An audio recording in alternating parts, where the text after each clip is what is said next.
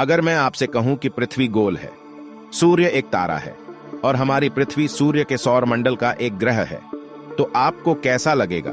वैसे ही जैसे कोई बताएं कि फेसबुक एक सोशल मीडिया है और बाज एक पक्षी है।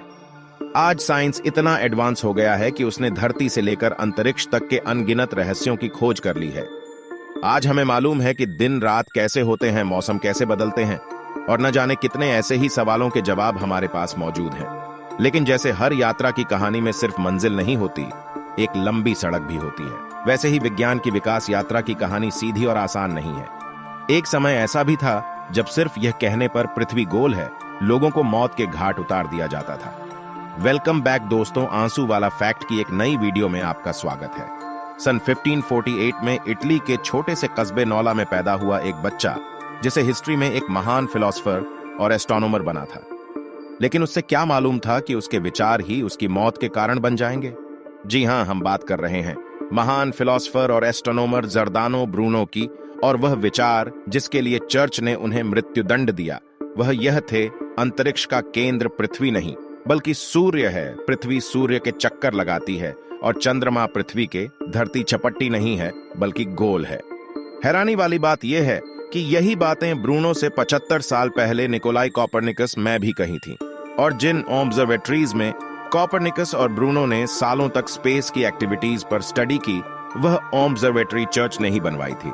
लेकिन उसके पीछे चर्च की अपनी वजह थी। बाइबल में लिखा था कि पृथ्वी अंतरिक्ष का केंद्र है और सूरज पृथ्वी के चारों ओर चक्कर लगाता है। जब कोपरनिकस ने स्पेस पर स्टडी की तो उन्हें समझ में आया कि सच तो कुछ और है।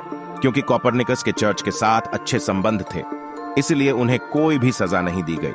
लेकिन उनकी लिखी किताब कमेंट्रियोलस आने वाले 100 सालों तक प्रतिबंधित रही और चर्च ने स्पेस साइंस की नई खोजों का प्रसार नहीं होने दिया।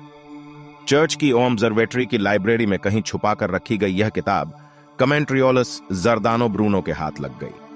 रात में जब सब सो जाते और चारों तरफ घुप सन्नाटा होता, तब ब्रूनो मोमबत्ती जलाकर कोपरनिकस की वह किताब पढ़ते और बरसों तक कोपरनिकस की किताब में लिखी बातों को जर्दानो ब्रूनो ऑब्जर्वेटरी की छत पर बैठकर अपने बनाए टेलीस्कोप से जांचते रहे। उनका 20 साल चला लंबा परीक्षण कोपरनिकस के विचारों को आगे बढ़ा रहा था।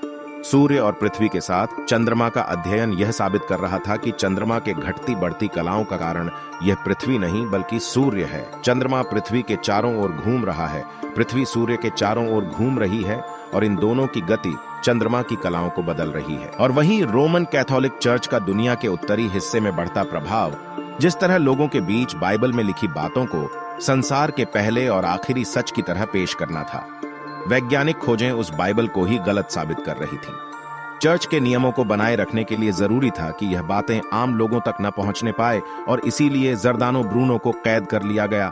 और 8 साल चले लंबे मुकदमे के बाद चर्च ने फैसला सुनाया कि ब्रूनो के विचार और उसकी लिखी किताबें बाइबल और चर्च के खिलाफ हैं। उसके विचार चर्च के प्रति लोगों में अंधविश्वास पैदा कर रहे हैं।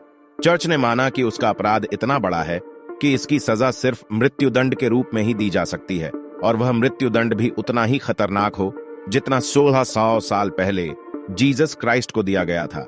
और चर्च ने उससे सामूहिक रूप से शहर के बीचों बीच जिंदा जलाने का फरमान सुनाया। लेकिन चर्च बुनियादी तौर पर ज्ञान की राह में रोड़ा तो नहीं था, लेकिन वह उतने ही ज्ञान का हिमायती था जो उनके धर्म ग्रंथ में लिखी बातों को चुनौती न दें। दोस्तों, आज अगर साइंस इतना एडवांस है तो उसके पीछे कोई ना कोई दर्दनाक कहानी जरूर मौजूद है। उम्मीद है आंसू वाला फैक्ट की यह वीडियो आपको जरूर पसंद आई होगी। मिलते हैं किसी अगली रोमांच भरी वीडियो में।